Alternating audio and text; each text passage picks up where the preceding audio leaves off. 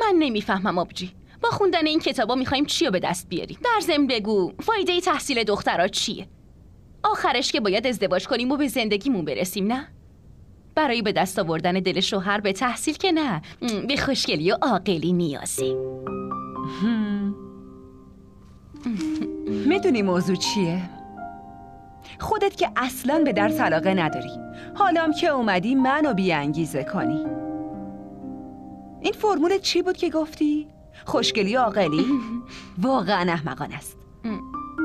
چون تو دنیا همه چی عوض میشه به جز تقدیر آدم.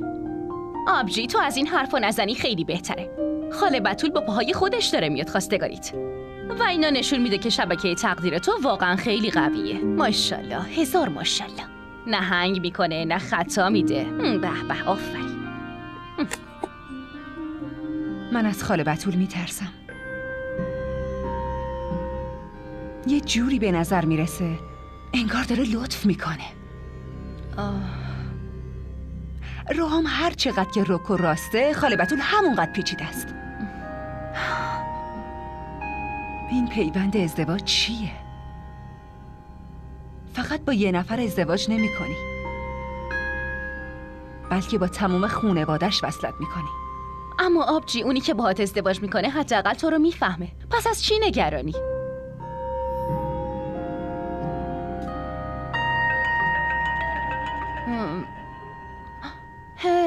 ساعت 11:25 است. این تلفن باید زنگ میخورد. حتما میخوای تنها باشی، نه؟ آره، من میرم پیش مامان.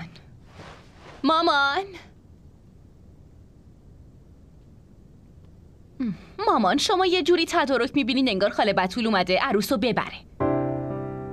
ولش کنین، بقیه رو فردا انجام بدین. من میخوام که برای پذیرایی از اندادش بتول هیچ کمبودی احساس نشه.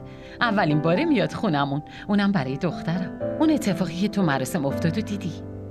الان اومدنش اینجا کمتر از معجزه به نظر نمیرسه. مؤمنه خیلی خوش شانسه. صداقت چشمای اون مجبورش کرده همه چیزو فراموش کنه. عرفان خیلی رو قولش پایبنده. جواب این لطفشو اگه با زندگی من بدم نمیتونم جبران کنم. راستی روحام زنگ زده بود، میگفت همه حرفای گذشته رو به خاطر من فراموش کنین. من فقط از این خوشحالم که با آبرو و احترام زیاد میان دخترمو میبرن. راستش این نقشه داداش روحامه، هم مسئله رو حل میکنه هم میخواد ازدواج کنه. روز ولنتاینو که میدونین، فکر کنم میخواد با شما تجلیلش کنه. ازدواج؟ اونم اینقدر زود؟ ما نباید آماده باشیم؟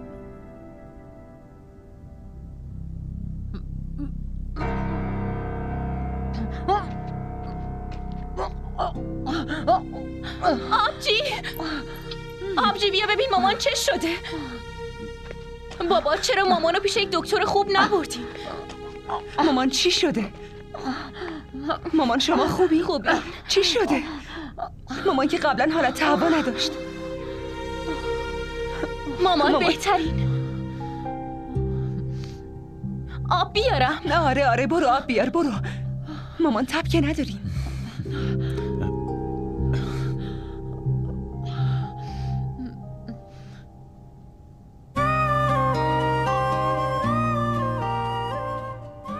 اگه با چشمای روحام ببینم هیچی کم ندارم،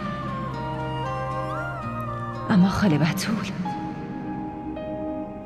خدایا یه خورده از مهرم تو دل خاله بتول بنداز.